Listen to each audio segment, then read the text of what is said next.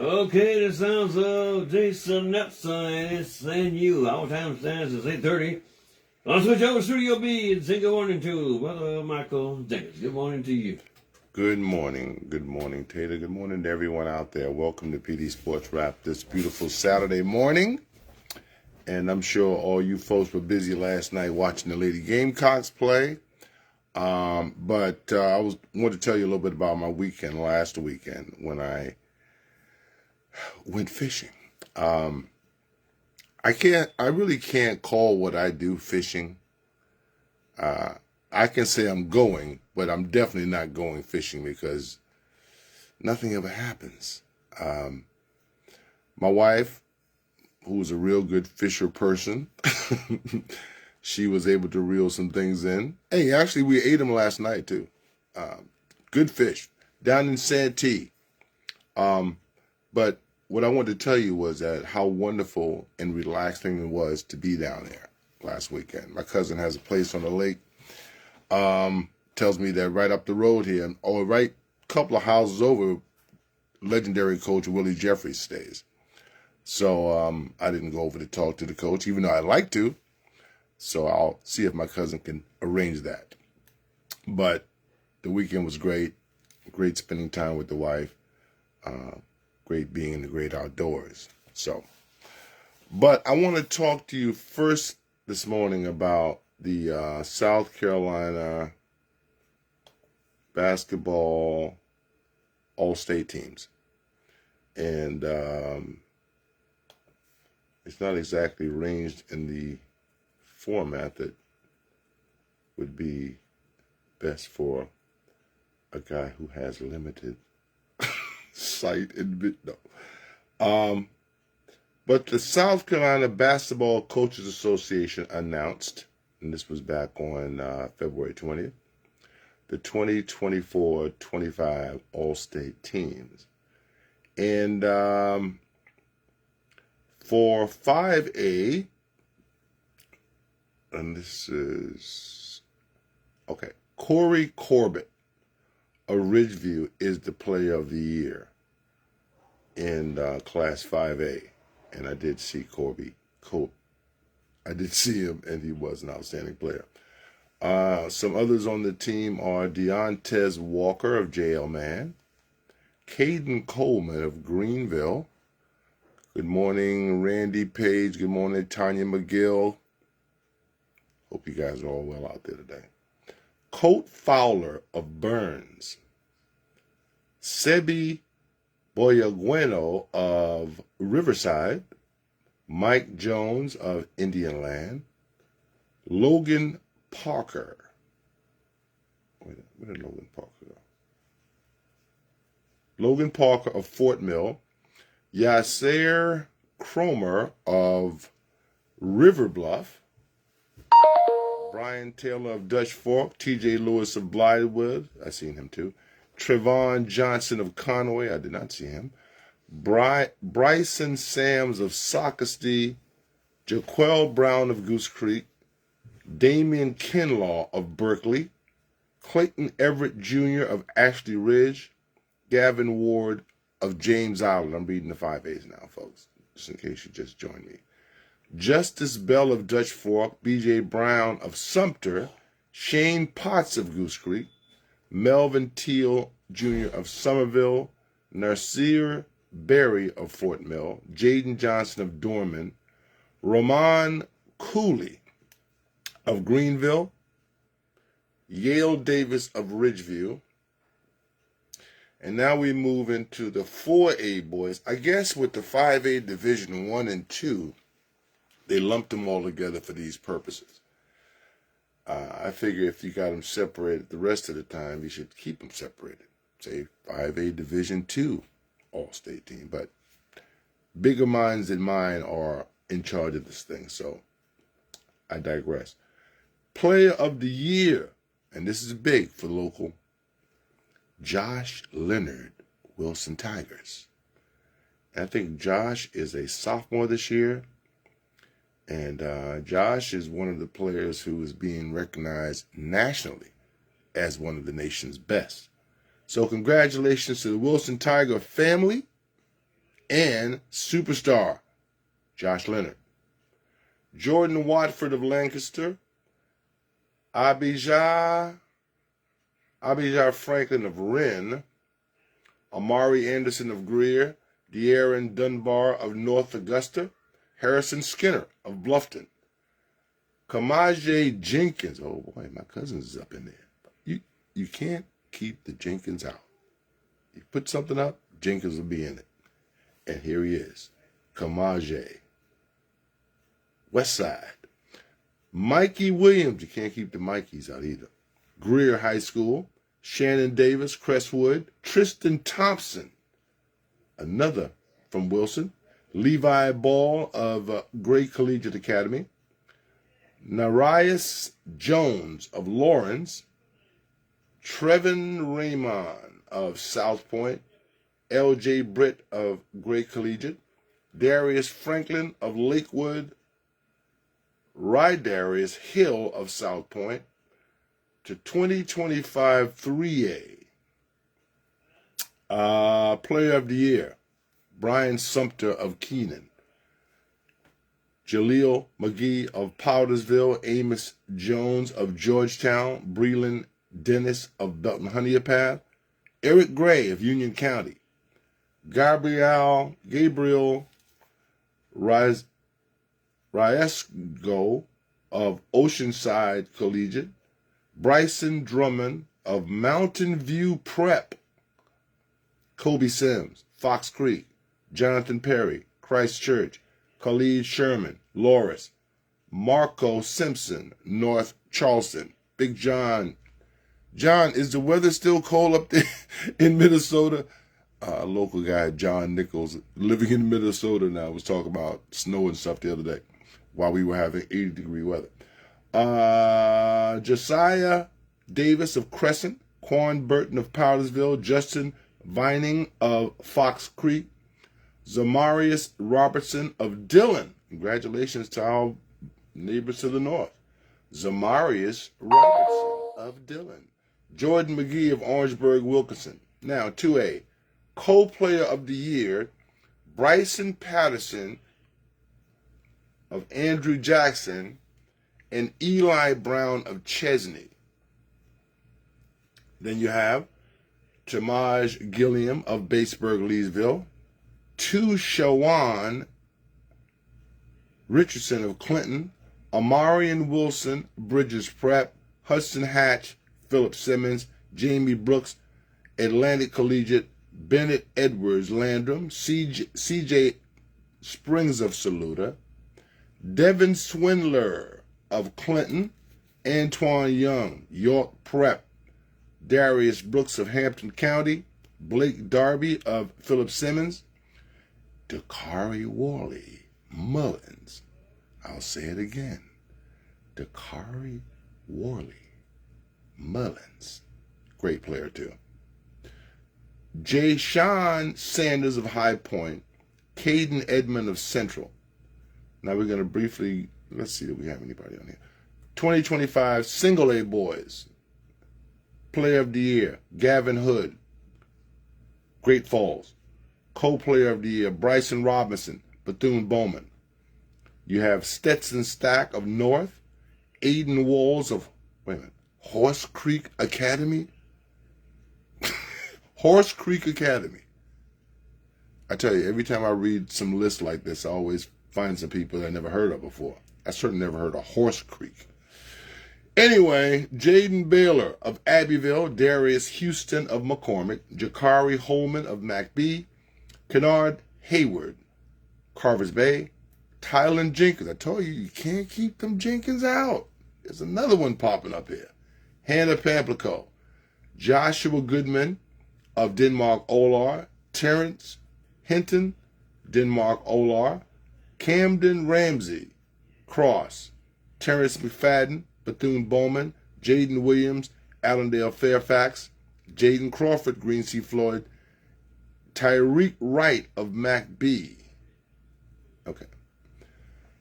That's all I'm going to do right now, folks. So when I come back next week, we'll read the girls and all that. But right now, we're going to move on to the immediate concerns, if you will, but we're talking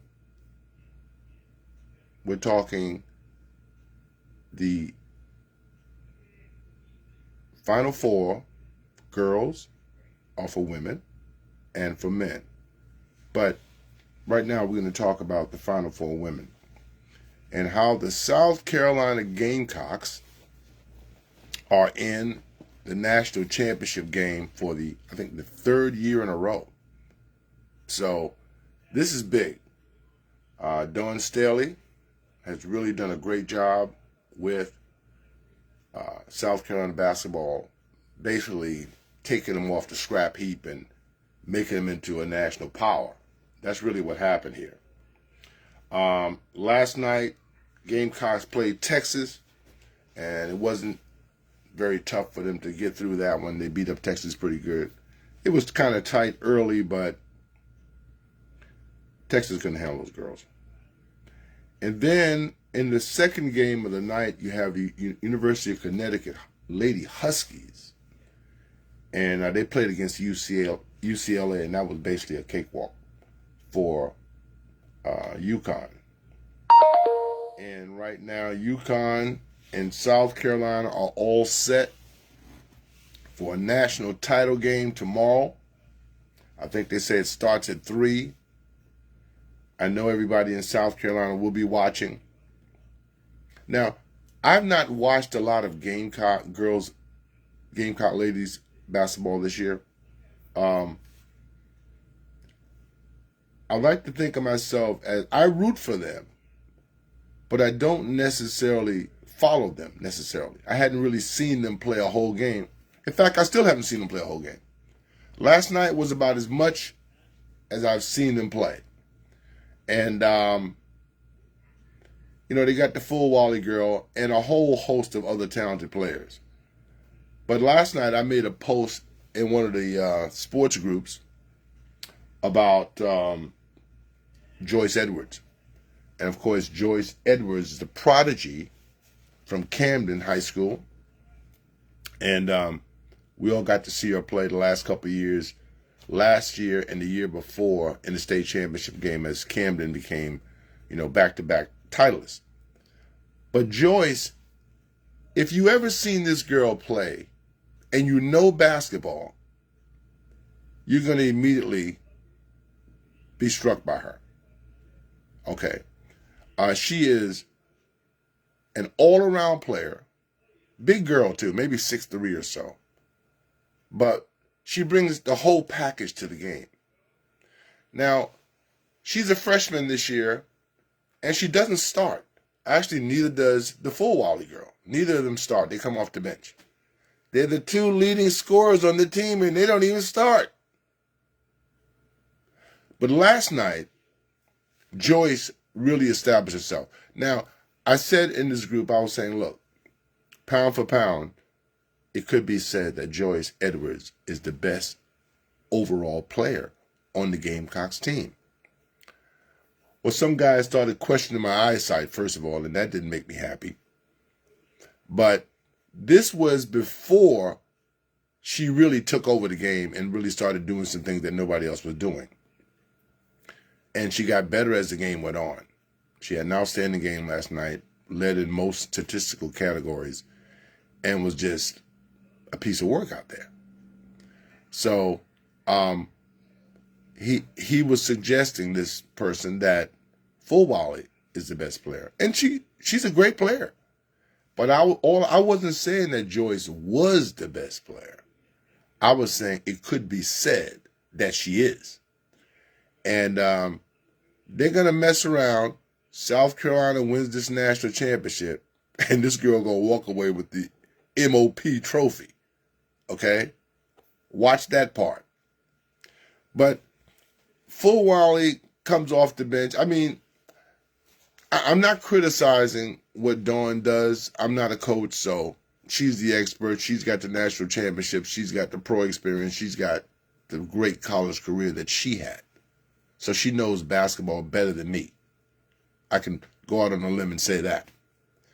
But I don't, maybe this is why she's coaching and I'm not. Because if I'm coaching, Full Volley doesn't play 10 minutes a game for me. I mean, a couple games ago, she played 10 minutes. I'm trying to understand what the circumstances would be for me to keep that girl on the bench for 10 minutes. I mean, to only play her 10 minutes in a whole game. It seems like Dawn, being a guard herself, has special communications with the guards. I think she realizes that guards could kind of get out of hand a little bit, especially guards who are a little bit flashy, like Talasia Cooper. She went to South Carolina and she didn't stay. She's at Tennessee now, and they got beat last week as well. But it seems like Dawn wants to keep these flashy guards under wraps. Now, the flip side is, even though Joyce doesn't start, it's like she has complete confidence in this girl. Complete confidence. So that's a tribute to Joyce, and maybe it's also says something about Dawn and how she views different components of her team. But Malaysia Full Volley is an outstanding talent. I mean, I got to see her do some things this year on video that were amazing. She'll try stuff, and usually it works. See, with her, I don't mind that she has moments, that she has, that she falls all over herself sometime and messes up. I don't have a problem with that. I want everything she's got every night. Now, and her sitting on the bench, it doesn't work for me, But overall, the Gamecocks are really good. They're not as good as they were last year, I don't believe, even though they could win a national championship again this year. Last year, they had all this size. The year before, they had all this size. The year before, they had all this size. They're not as big this year. They don't have any 6'7" centers this year. But they got a bunch of people who are big enough and smart enough to play inside and make it a positive for the team. And Joyce Edwards is one of those people. Now, Gino Auriemma is the coach of UConn, and I've never really been a big fan of his, and I'm still not. Got to give the man his credit. He's the all-time winningest coach in college basketball history. And do you remember several years ago, they broke this record by the UCLA men for consecutive wins or something like that? I didn't put a lot of stock in that because I'm not going to compare what UCLA did to UConn basketball, UConn's women's basketball. I'm just not going to do it. I saw the UCLA dynasty. It was different. So Wallace Brown says he believes that UConn will get him. Okay. AJ Birdman, what say you? On the other side of this coin is the men's tournament, and Duke is in it, and Duke will play against Auburn, the team that I picked to win the national championship. I think they got an injured player right now. That ain't gonna help. I haven't really seen Duke this year. Anybody that knows me know I can never root for Duke. I just don't. I've never liked it. I can't say never, but there came a time where I became a Duke hater, and that was many years ago. I was already a Tar Heel hater. But Duke is here, and Duke has one of the most outstanding talents, supposedly, in the country. Yeah, Wallace, Joyce is the truth. But I still don't want them to win. So I said last week in my sports group, I said, I have seen all these teams, all these SEC teams and all that, and I was saying, all these teams in the Final Eight, I said, the only one of those teams that I had a problem with if they won would be Duke. So they were saying, oh, well, you picked the wrong. Duke is going to be, they're good and they're going to win. And I don't know about all that. Okay? I've seen them lose before. They can be beat. They've been beat this year. They can be beat again. But Duke's program speaks for itself. AJ Bird said, I agree with you. The Lady Cocks don't have the size as normal, but if they play smart and efficient, they can pull off the close one. Wallace Brown says he used to hate Duke too, but they are the they are the truth. And he likes their style of play and believe they will take it all. And that ain't a bad choice, buddy. The great thing, not the great thing, but the thing about this tournament this year that was different was the fact that all the teams in the Final Four are number one seeds. And that's crazy. Because over the last 5, 10, 15 years, maybe not 15, but upsets have been happening more and more. What is an upset? Well, there was a time when a 12 seed beating a 5 was an upset. There was a time when an 11 seed beat a 6 seed. It was an upset. Or 13 or 3. But after the rash of upsets that have taken place over the last few years, including a 16 beating a 1, all bets are off. Now, what has changed things this year? Why are there no Cinderellas in the Final Four? Why are there no Cinderellas in the Final 8, Final 16? Well, it's almost like the Empire Strikes Back. And I say that like the big teams are not messing around anymore. They're not taking anything for granted now. They realize that there are talented players out there everywhere, and you can be beat. It don't matter what your ranking is. Wallace says, oh, that's not Wallace. Okay. AJ said,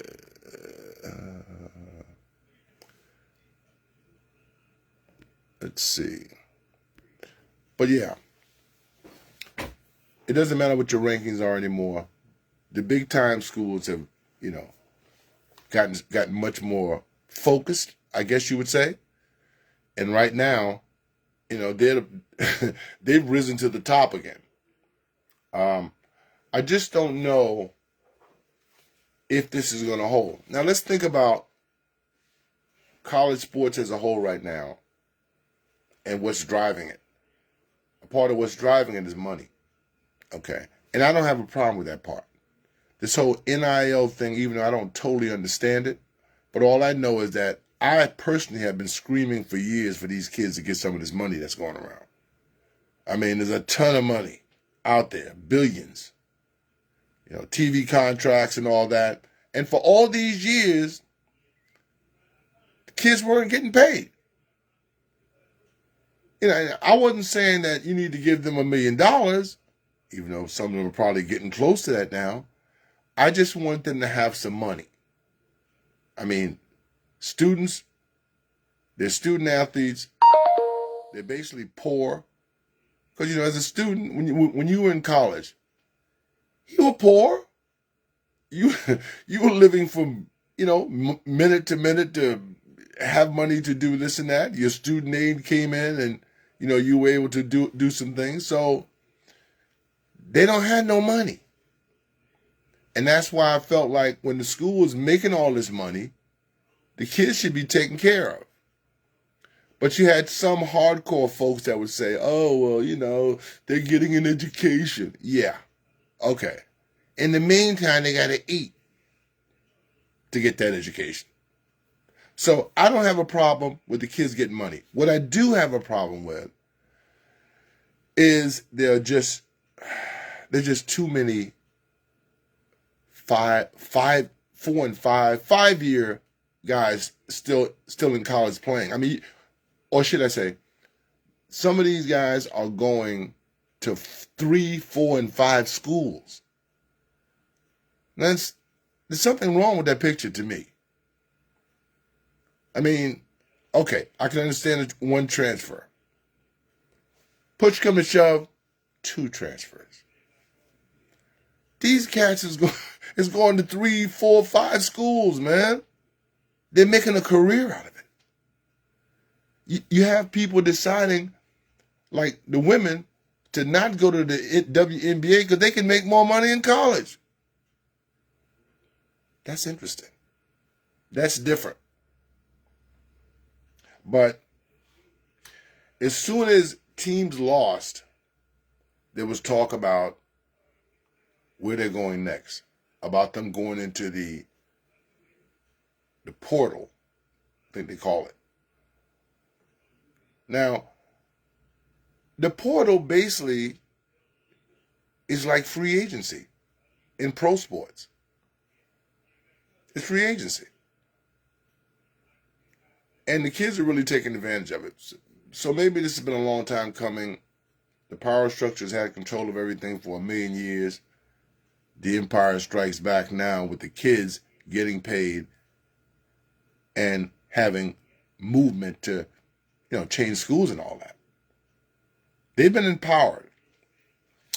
Let's talk about pro basketball real quick. And the reason I'm wearing all my Warriors gear today, because I'm feeling pretty good about the Warriors right now. They've started to make a move in the right direction. I think that they could be, a formidable opponent in the playoff.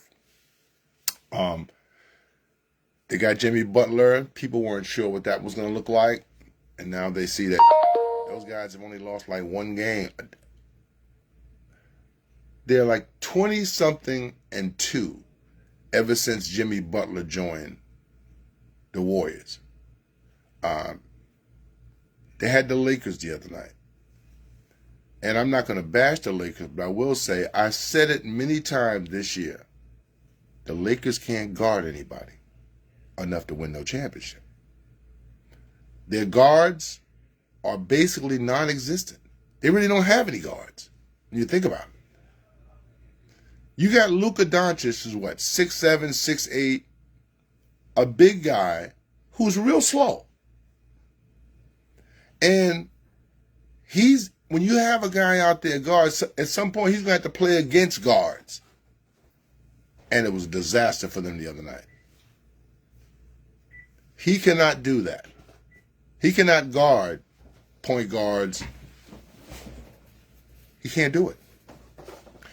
In fact, I would have to say that just the sample that I've seen of Luka over the last couple of games, his D is worse than LeBron James' defense. And his D is terrible. So that's why I think the Lakers are going to get beat in the playoff. I don't know. They're probably going to play the Warriors. I think the Warriors beats them, but I wouldn't be surprised if somehow the Lakers won. But they won't be going very far this year. They got rid of Anthony Davis, who everybody was mad at for being hurt and stuff, and being out and and all that. But I tell you one thing: when Anthony Davis on the Lakers, it made me real nervous. Because this guy was a problem. And the Warriors really couldn't, they had no answer for him. But now he's gone, and he's been replaced by Luka. But you have a team that's sorely lacking in the backcourt. I mean, sometimes you got Luka and LeBron as the guards. That ain't going to work, guys. It'll work for scoring purposes. But it's not going to work for defensive purposes. So one guy I said this to, he said to me, "Oh, well, our defense has been highly ranked all year." That ain't playoff defense. Regular season defense, playoff defense. So, but it's also, Luka has basically, in a way, taken over the Lakers now. He seems to be the focus, and I guess he is, going forward. So I wonder what they're going to do next year with their LeBron James problem. And his son, too. You know that some other guy in the G League was the MVP? And all we heard about all year long was LeBron's son? Anyway, that's all the time I have right now, folks. I'll be back next week with more. Thank you all for joining me this morning. It's been a real blast. Hope you enjoyed it. Peace.